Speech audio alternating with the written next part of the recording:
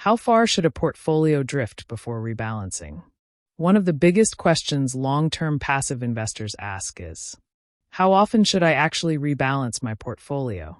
Some investors rebalance every year, some every quarter, and others only when their portfolio drifts too far away from its original allocation. But here's the reality.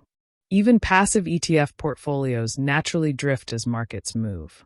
And if you don't monitor that drift over time, your portfolio's risk level can slowly change without you even realizing it.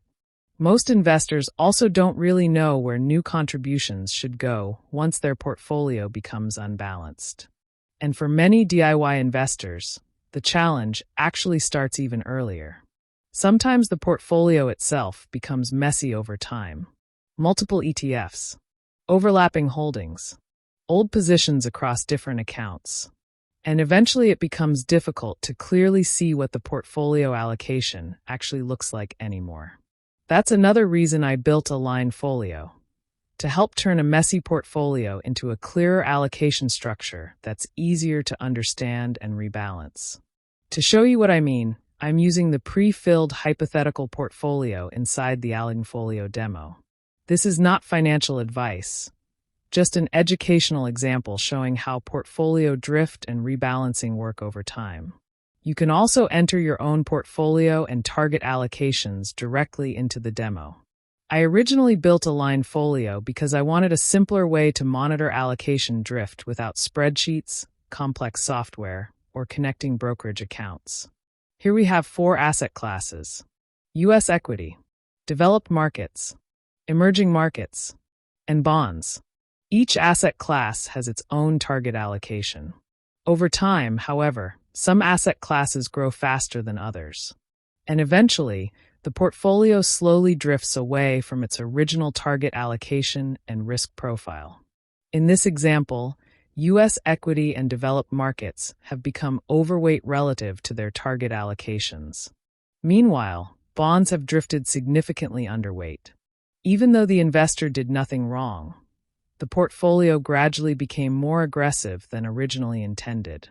And if the market suddenly drops, this investor may experience significantly more volatility than they originally planned for. That's one of the main reasons long-term investors rebalance periodically. Not to predict markets, but to stay aligned with their original investment plan and risk level. The drift analysis section helps visualize exactly how far each asset class has moved away from target.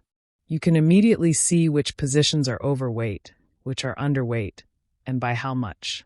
The drift history section also helps visualize how the portfolio changed over time.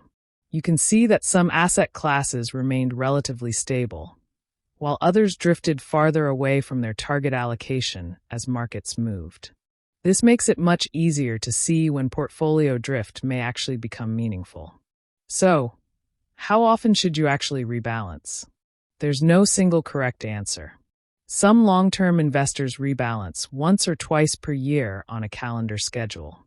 Others prefer threshold-based rebalancing, where they only rebalance after the portfolio drifts beyond a certain percentage from the original allocation. And some investors combine both approaches, monitoring drift over time, while also using new cash contributions to gradually bring the portfolio back toward target. The important part is not choosing the perfect schedule. It's staying aware of how your portfolio allocation and risk profile may be changing over time. For investors who want to monitor drift more consistently over time, Alignfolio Pro also includes optional monthly reminder emails and market movement alerts when markets move more than 5%. The goal is not to encourage constant trading, but simply to help investors stay aware of how their allocation may be changing over time. This section also shows a simple summary of what is currently overweight and underweight inside the portfolio. That helps visualize what adjustments may be needed in order to bring the portfolio back toward its original target allocation. Traditionally, investors rebalance by selling overweight positions and buying underweight positions. But in taxable accounts, selling investments may trigger capital gains taxes. Another approach is rebalancing gradually using new cash contributions. Instead of selling investments, new money can be directed toward the asset classes that are currently underweight.